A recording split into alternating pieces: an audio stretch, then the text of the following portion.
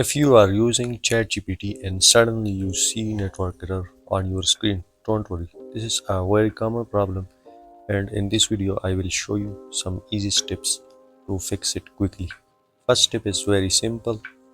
Turn on airplane mode on your phone and wait for 10 seconds. After that, turn it off again. This refreshes your internet connection and many times the problem is solved here. Now the second step is check if VPN is on. If yes, open your VPN and turn it off. ChatGPT sometimes does not work properly with VPN, so after turning it off, open ChatGPT again and check.